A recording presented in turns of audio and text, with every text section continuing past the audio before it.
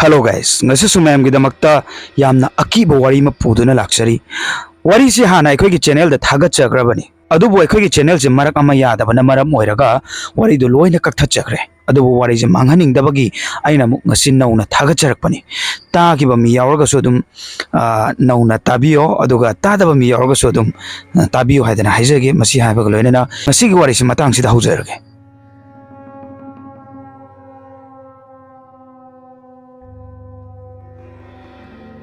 वारी से नुपी अमकी पुंसीद थोखेबा वारीनी आई हाइदना दुम लिजागे आई इसागी चाहिजे 11 सुजरे थौदोक असि अखोइगी कका लाइखिदब मतमदा थोखेबा ओइगदोइनी मतमदो अइना चाही 15 मुक सुरकपा मतमदनी हाइबदी हौजिकति 15 सुरे अदुबु मतमदुदा 35 सुबा अइगी कका सा मसकसु यामना फजै लाइरकसु यामना हाइ माजे यामना फजुक भाई हाइतारे मासा तसेंगना मंगोंदा येंगो मतमदा मंगोंदा मगुल अमता वाते मासे तसिंगना नुंगाइते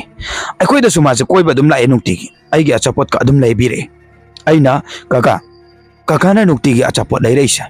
पैसाबु लाइजब्रा काइना दुमाइना दुम लक्नब अदुम फागी तौबा अदुमाइना सुम वारिसे सानादोइनेबको माना मिठाई अमनि खक लाइबदबु कयाम यामना पैसा लोइरेदना नमाइदो कायगनि गाइना अदुमाइना दुम अंगोंद लक्नदोइनेब मबुक फबदो मागी मबुक फबसा मधु खंजलुरकांदने बाइने यमना नुंगाइतुसे अदुबु मियोइबगे पुंसिनि तंबा ngamde करम मतमदा सिगनी कयानि ताइबंग पालसिदा हिंदुना लेगनी यामना नुंगाइतबा थौदोक अमदि ओइरे अखोइगी ककासा करिगुंबा अनाबा अमदगी लैखिदबनी मा लैखिद्रबा मतुंगदा मयामना मांडप खनबगी मरांग तौनरिङाइसिदा हेक्ता नुंगलै नुक्सिसे कन्ना सिलकपने वा लाउना नुक्सिसे सिलकपने अदुगा नोंजे जमजम चुथरकपने अदुबु नक्त्रने मया कशु तौरमदबा नुंसाना यक्लाउना सारंबा अदुगा नुंजु थासु नतबा अदुगा कदाइदगी लाइबा नुंगलै नुक्सिनो कदाइदगी लाइबा नुंगनोबा अदुबु कशु खंजलुदि मी मयाम अमा अदुम थबक तौनरी हाइबदी ngaktanggi नुंगलै नुक्सित कि लेपुबा तारगसु थबकति दुम सुगुरी मांडप खनबा खोटबदा अदुमाय तौदना फजना लोशन खोचलमदना थम्मे मयाम सुमा मागी मफम दहना करे आइखोसु युम दाले अदुगा नुंथांगी चाक चारागा तुम्बा चंगेबा ऐसा बाबा मा मोहगा पुन्ने तुम्मेब अदुदगी पुंग 12 तारकपा स्वाइसिदा कैदौगेबु मखोल अमा तारकपने आइदि लाइरक पारगा लैबने बाबागा ममागासु तुमद्रीब मखोय अनिसु वारी सानदुना लैरी आइना मखोलदा तुमिना ताबनेब अदुदगिदि आइना बाबादा हाइबनेब मखोल अमा ताब्रा सिनेब आइना बाबादा तुमिना हंगिस अदगी बाबासु कै मखोलनोना हंगेब आइना ताद्रो मखोल अमा ताइसेना हाइबददी मासु तादेना हाइब अखोय मादा हंगबदसु तादेना हाइब आइना मुन्ना ताओना हाइबने बाबागा ममागासु मुन्नागा तारी पोनेको मबानिसु ngayak taraga kari ga har kadobo male ngayak leire moji tumina tare adu aina ngayak leire ga hange tabro babana hangbada aduda kaino amata tadi hin harakpani aina amta nakongdo thangalaga taona haibane aduga aingonda saur eba babasina yare lai tumina pa kadai dagi makhono amata tadi somda thabaki wari sanarina maga lai patho adumaina harakpadagidi aisu laik se paraga leire अदुबु लाइक पाबदि नतेको ngसाइगी मखोल दुनेबा आइना तारगा लैरिसे कमाइना तौगे हाबदा अखोइगी गप लाउना चटपगी मखोल से सिजिनेबा तारिसे करिनो हाबदि जु खंगदेको अदुगा सुमनिंग सिंगलुबा मतमददि आइसा स्वाइ लाउरेने अखोइ ककाना चटपगी मखोल दुनेबा आइना तारिसे अदुसु कमाइना खंगी हाबदा अखोइगी ककागी मागी खुंगुप अम लैयेबा मखोल यामना हौबा हाइतारे गागाक लाउरगा अदुमाइना काकाक लाउबा मखोल जे तारगदी अखोइ कका लाएसे अदुम चेंथोक्तोइने बैसे हाइबदी आइगे अचापोट लाइरकनीना खंगबगी अखोइगे ककाना हिंगलिंगाइदा लाकपगी मखोल दुनेबा आइना तारिसे नाकोंगदा ऐसा तरंग चतखरे किमंदन वासुम त ngankhidri अदुगा बाबादा मुक कौबने बैसे बाबा ककाना चटपगी मखोल ने आइना तारिसे सुमाइना हाइबने बाइना बाबादा अदुगा बाबा से फाबुंगदगी कुमधरएबा अदुगा आइगे मनाक्ता चंचलागा तपना कदुमदनो तारिदोना आइंगोंदा हंगकपने अदुदगी आइना लंबी रोमदाना हाइरेबा खुतिलगा ताएबा सोमदगिनेन अदुगी बाबासु मनाजे थांगलगा ताबनेबा अदगी माजु ताइसिनेबा मखोलसे ngसागी तारमदबदो अदुगा थोंनाउजो ग्रम लाउना हांगदोगा हाइ कनानो चलो मफम से नोई येटफम नते सुमाय लावने बाबा से अदे कन्न लावबदगी ngसागी मखोल दो याम सेंगना तारकपने गप गप लाउना चटपा हाइदी थोंगा लोमदे याम थुना गप गप लाउ थोकिबे वाने अदे बाबा ना इसे किजरने हाइदना लाउ बेमा तुम्बा चंगसे थेंजले हायरगा इसे तुम्बा चंगे बदम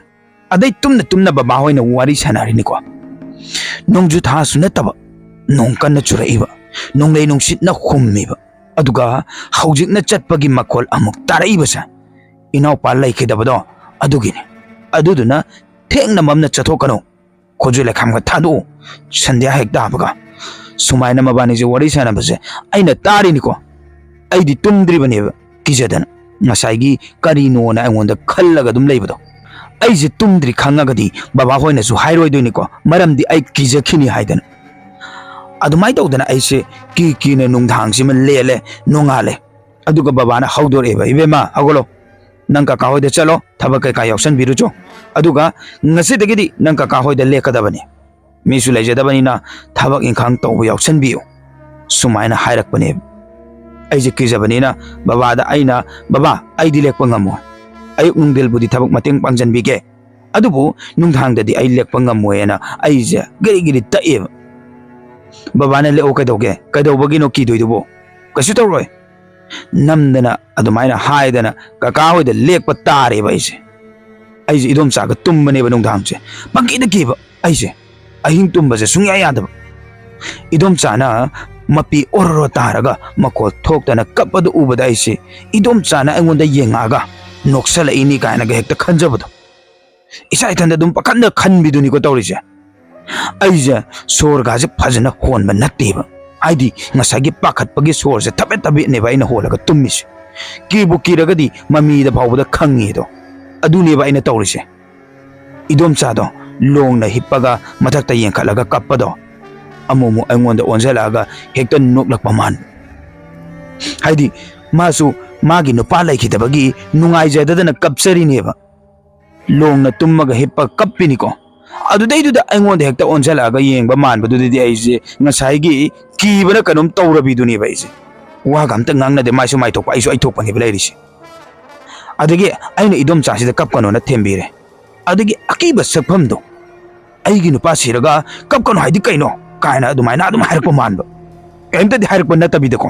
आइसाना खंजरिने अदगी माजे वाजे सुंगा nganगदेबा अदुदनेबा आइना अमुक हेना किजरिसे आइना इदोमचा वा खरा ngangoन हाइ अदुदसु दुम करिगी nganगदोइनो नंगना ngango हाइरगा आइना हेक्ता nganगदरो कायना अदुमाइना हेक्ता हाइरकपा मान केमता हाइरकतबिदा आई साइथन पखन खनबिदुनिको इसाइथनदा पंकानदा खंजलगा लैबसिना आइजे तुम्बग सुंगे याद्रेबा सोरगाजे तबे तबे होला दुम लैरेबा आइजे तुमद्रे इदोम चासु तुमद्रे अदुदगिदि कैदौगेदा ngसाइगी पुंग अनि मखाइ मुक तारकपा स्वाइसिदा मांडप मथक्सिदा गप गप लौ चालकपिने मदुगी मखोंदुनेबा ख्वाइदगी किरिसे हाइदना कानारोय अदुमाइना कन्न गप गप लाउना चटपदो ताबदा इदोम चादा आइजे कन्न कोलगा कप्पेबा किमंदना अदुदगिदि इदोम चाना केमते तौरोय कसुम खंजलुनु तासलुनु ना हायम अदो खंगदि खंगबनेबा तमनरिन हाबसे हेक्ता मी तरामु चटपगी टाइप हेक्ता कन्न गप गप लाउना चटपदो ताबदा आइजे याद्रेबा कैनोम तौरेबा हक्चांगजे कैनोम तौरबनेबा अदुगा नाहक लेरगा मखोलदो तुमिना लैथोखरेने इबा इदोम चाइबाने से तुमिना तारेबा इचिक चिखरेबा अदुगा इदोम चागे फोन गे रिंगटोन दुना खोहौदि लोरे आइजे हेक्ता कन्न लाउखलगा फबुंगदगी चोंगथबनेबा इदोम चासु इपा पाखलगा आइजे अमु फबुंगदा चिंखत पिरेबा कीरगा लैरिंगाइदुदा रिंगटोन हौना खोंगपदुददी अमुकेना खंगप्रे खंगबिदुनेबा आइना किजबगी लाउबगी खंगबदुगा इदोम चा फावबो खंगब यावरबनेबा फोनदुना कनाना तौरके हाबदा कामदगी तौरपा इदोम चा हन्ना माना फोनदु तौरपनेबा माजो मखोलदो ताब्राना हंगकदबगी तौजरकपा ओइरमनीबा अदि ngसागी मागी मखोंदो रिंगटोनदो हौबगी अदुदा किजबगी चोंथोक चोंजिन खरा तौरेदना अदै दुमाइ तौदना फोनदो वारी सानरे दुमाइ तौदना फोनजिदा वारी सानरगा कायन हाइनरेबा अदै ngak lerga muk kaidorkeeda tin mathaksidako mi amana sagaibagi tapta chara barak long phakarak bai tapta tawbiduni adudasu aije khangpe khangna laureba haidana kanadeba makhol je hekta mingonda tahallaga haibagi matagum hekta tamnarakpadudi ꯀꯅꯥꯝꯇ ꯇꯨꯝꯕꯗꯣ ꯌꯥꯅꯗꯗꯅ ꯍꯧꯒꯠꯅꯔꯒ ꯄꯨꯂꯞ ꯃꯉꯣꯟꯗ ꯊꯣꯛꯑꯦꯅꯦ ꯑꯗꯨꯒ ꯁꯨꯃꯥꯡꯁꯤꯗ ꯃꯩꯖꯥꯎ ꯍꯧꯒꯠꯂꯒ ꯄꯨꯂꯞ ꯀꯣꯏꯁꯜꯂꯒ ꯋꯥꯔꯤ ꯁꯥꯟꯅꯔꯒ ꯂꯩꯔꯦꯕ ꯑꯍꯤꯡꯗꯨꯗ ꯃꯈꯣꯜꯗꯣ ꯑꯩ ꯍꯧꯖꯤꯛ ꯐꯥꯎꯕ ꯅꯤꯡꯁꯤꯡꯂꯤꯕ ꯅꯤꯡꯁꯤꯡꯂꯨꯕꯗ ꯍꯧꯖꯤꯛ ꯐꯥꯎꯕꯗ ꯇꯨ ꯆꯨꯡꯕ ꯐꯥꯎꯏꯕ ꯑꯗꯨꯃꯥꯏꯅ ꯇꯧꯗꯅ ꯃꯩ ꯊꯥꯒꯠꯂꯒ ꯂꯩꯔꯤꯉꯩꯗꯨꯗ ꯑꯃꯨꯛ ꯀꯩꯗꯧꯔꯛꯀꯦ ꯍꯥꯏꯕꯗ ꯃꯩꯁꯦ ꯄꯣꯛ ꯄꯣꯛ ꯂꯥꯎ ꯄꯣꯈꯥꯏꯕꯅꯦꯕ ꯑꯗꯣ ꯃꯩꯗꯣ ꯑꯩꯈꯣꯏꯒꯤ ꯄꯣꯛ ꯄꯣꯛ ꯄꯣꯈꯥꯏꯔꯒ ꯃꯩꯔꯤꯛ ꯄꯥꯏꯊꯣꯔꯛꯄꯗꯨꯅ ꯑꯩꯈꯣꯏꯒꯤ ꯃꯩ ꯇꯤꯗꯣ ꯃꯅꯥꯛꯇ ꯆꯪꯉꯒ ꯉꯝꯗꯕꯤꯅꯦꯕ ꯋꯥꯁꯨ ꯅꯠꯇꯦꯕ ꯊꯥꯔꯤꯗꯣ ꯎꯅꯦꯕ ꯍꯣꯏ ꯎꯗꯣ ꯄꯣꯈꯥꯏꯕꯗꯤ ꯂꯩꯔꯝꯕ ꯌꯥꯏꯀꯣ ꯑꯗꯨ ꯑꯣꯏꯔꯒꯁꯨ ꯈꯨꯄꯣꯈꯥꯏꯗꯣ ꯃꯥꯒꯤ ꯀꯩꯅꯣꯝ ꯇꯧꯔꯕꯅꯦꯕ ꯃꯌꯥꯝꯁꯤꯁꯦ ꯃꯩ ꯃꯅꯥꯛꯇꯨꯗ ꯂꯩꯅꯤꯡꯗ꯭ꯔꯦꯕ ꯃꯔꯤꯛ ꯃꯌꯥꯝ ꯄꯥꯏꯊꯣꯔꯛꯄ ꯃꯌꯥꯝꯗꯨꯅ ꯑꯩꯈꯣꯏꯁꯦ ꯀꯔꯤꯅꯣ ꯇꯧꯔꯤꯁꯤꯕꯨꯅ ꯃꯌꯥꯝꯁꯦ ꯉꯛꯄ ꯐꯥꯎꯅꯔꯦꯕ ꯑꯗꯨꯁꯨ ꯇꯝꯅꯕ ꯃꯈꯜ ꯑꯃꯅꯤꯀꯣ ꯑꯩꯈꯣꯏꯁꯦ ꯄꯨꯂꯞ ꯈꯟꯅꯔꯒ ꯂꯩꯔꯦꯕ ꯁꯨꯃꯥꯏꯅ ꯇꯧꯔꯤꯁꯦ ꯇꯝꯅꯔꯤꯁꯦ ꯀꯔꯤꯒꯤ ꯑꯣꯏꯖꯥꯠꯅꯣ ꯈꯔ ꯑꯃꯅ ꯁꯤꯅꯤꯡꯗ ꯁꯤꯈꯤꯕꯒꯤꯅꯦꯅ ꯍꯥꯏ ꯈꯔ ꯑꯃꯅ ꯋꯥꯅ ꯁꯤꯈꯤꯕꯒꯤꯅꯤ ꯍꯥꯏ खरा अमना तमनगनबा थवाइस लई अमा अमा माना थोकपा पंगाइदनेबा हाइनरिसे किरिङै सरक्तुदा ngसाइगी अदुमाइना मु हाइनरिङै दुददि आइदि लोरेने वरी मयम दो ताबददि आइजे फुंगतोरेबा फुंगतलबनेबा फुंगतोरे नतेबा अदुमाइ तौदने नुंथांग दुमसु हौखरे अदुदगिदि अमु कमाइ तौगे हाइ मतमदा सोरा नोंग वाटलिङै मतम सिदनेबा याम थीना तमनरिसे कमाइ तौगे हाइबदा ngसाइ अखोइगी पुलप चागा थक्तना खोतना तौरा लैरे मैतिगा अदुगा नाकन सिदा कदोगेबो नाकन हाइदि अखोइगी युमगी हेक नाकन दनिको सुमांग दसु नते मांगोन दसु नते इमुंग दसु नते युमगी नाकन दनेबा मी अमा सोरो सोरो चेनबगी मखोलसे दुम ताब अखोइजे हाइनरेबा तमनरेदनाना मखोलजे लोइना तानरिनिको कनानो करिनो हाबदि अमता खंग नतिको सोरो सोरो सोरो चेनबगी मखोलसे अदुम ताबा अखोइ मयाम जेजु करि तौरकी यंगसी मफम सिदगी हेंदोरोइसेना हाइनरेबा तुमिन लोइ लाइनरे अखोइसे मखोलदो थौलकपो तानबगिनिको तुमिन लैरिदो अदुइ ngahak लेरगा अमुक ककाना लाकपगी घप घप घप लाउना लाकपगी मखोलसे सिजुम तारकपनि मखन मखन निको तारिसे नुंथांगदुदा अदुदगिदि इदोम चाजे हेक्ता ममित मनाजु ngorong ngorong उखलागा ngसाइगी ओबो कयो माजे मथोंग मरम त खंगद्रेबा मयाम जंगदना मा ओइना सेना लैरेबा अदुमाइना तौरिङै सरक्तुदा आइना मुकरी उगेदा मुसुक मुबा इवांग वांगबा मसक्ति उदब युमगी मथक्सिदा लेपगा लैबसा आइना उरकपनि अदगी आइजे खंगदना कन्ना लाखरेने इबाबा खलगा मयाम जे अंगोंदा मु चेंजनरेबा अदु कदोरे हंगबदा आइना युमथक्तुदा मुसिन मुबा अमा लेपगा लैरे असुमना हाइबने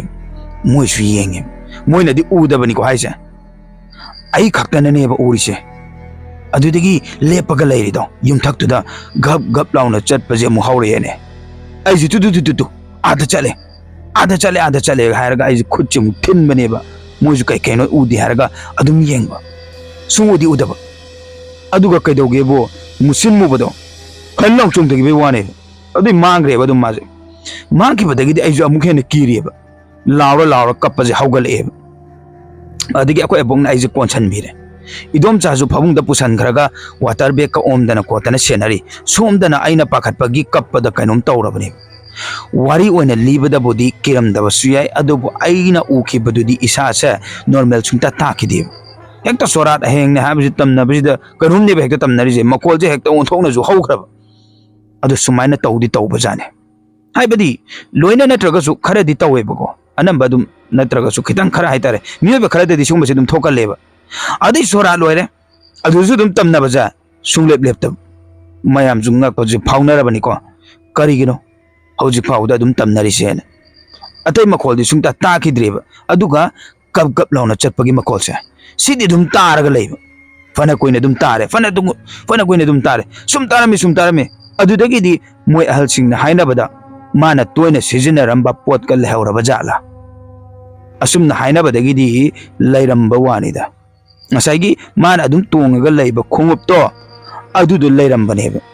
अदुदगिदि खोंगुपतो मयामना मै थादोखरसे हाइदना मैजे थादोएबा मागी खोंगुपतो मै थादोखरबा मतुंगदगिदि सुंगतम तमनरखिद्रेबा हिंगिङैदा थवाइना खोइदाजबा पोट सिजनरंबा अदुगा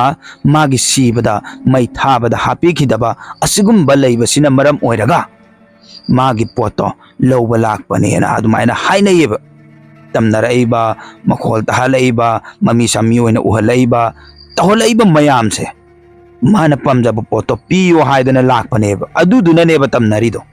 तमनबा हाइसे होय अदुमाइना लैरंबसु याय अदु अखोइगे कहे तारे मिसी चादना सिखिबा सिगुंबसिसु यामना तमना येनदि हाइबा अदुबु वारिदि मयाम अमा लै अखोइगे चैनल सिदा हापचरके ngasi wari habu sini wari se kamaina tawbuge habado mayamgi mot haitare ko comment dum pibiramo aduga jugo chada ba comment pibirakano ina hana sudum haijabuduni jugo chada ba comment pirakpado pajo paro kathat kini ado pibirakano adum ki di sini adunia positive oiba comment haitare adum mado pibiro haitana haijage aduga ngasi ki wari si matang si lotion jarge matangi wari mu mayam punangai minarsi ya fare